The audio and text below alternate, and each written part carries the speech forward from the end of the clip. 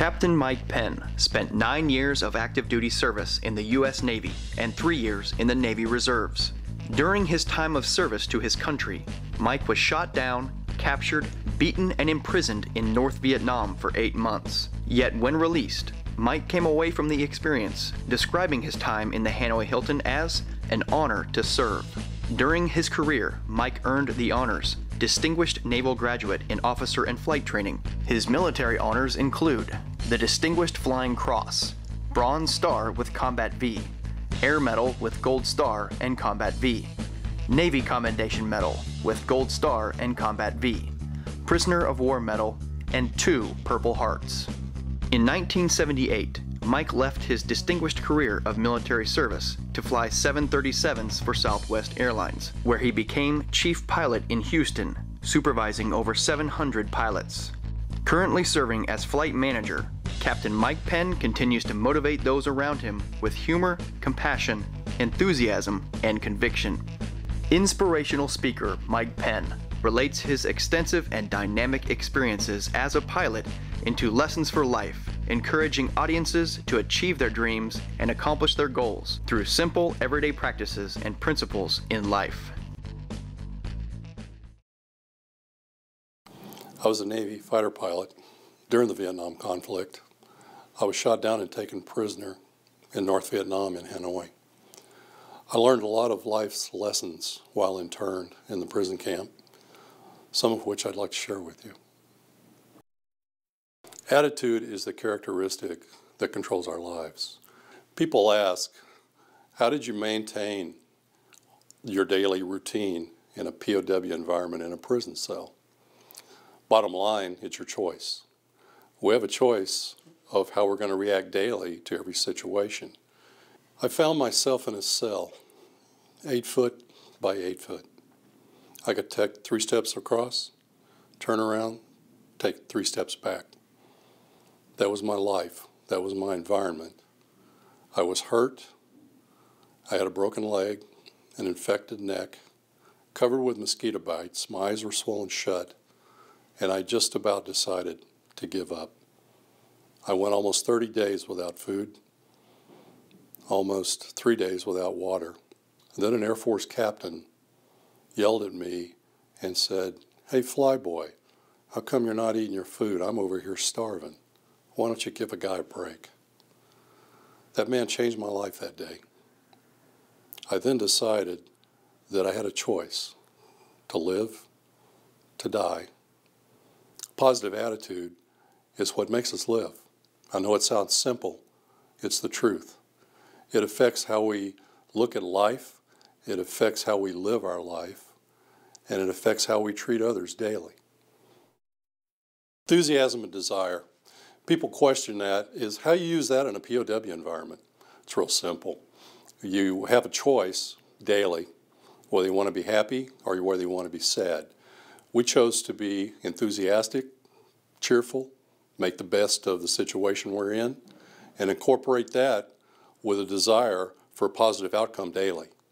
In order to do that, we told jokes, we told stories, we told movies.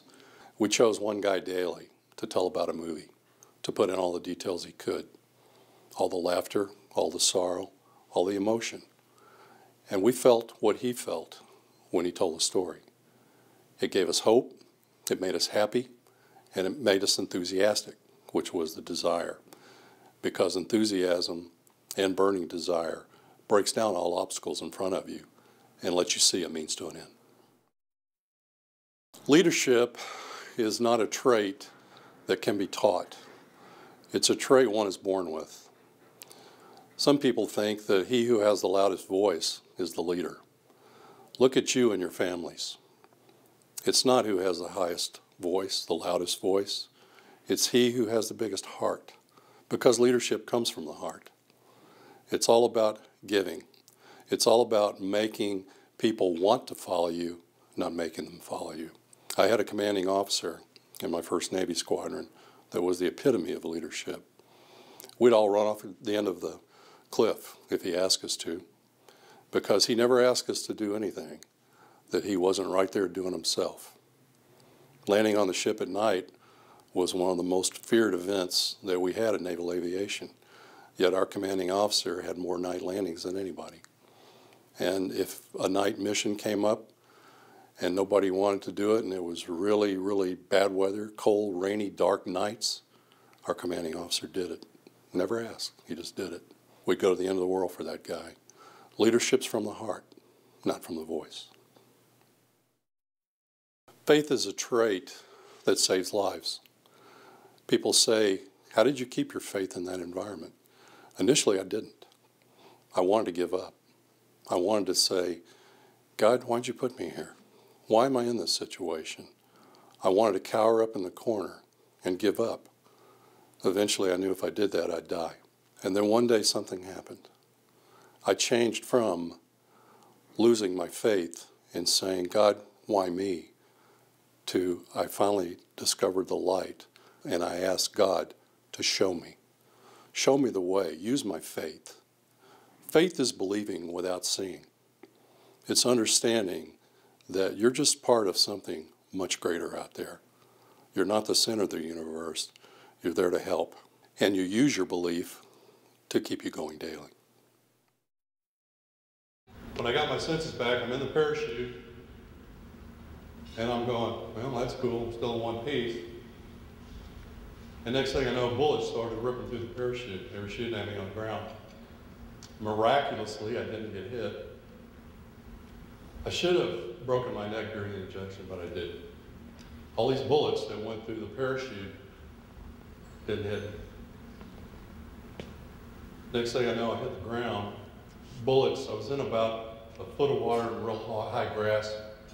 Bullets were hitting the ground all around me, and they should have hit me, but they didn't.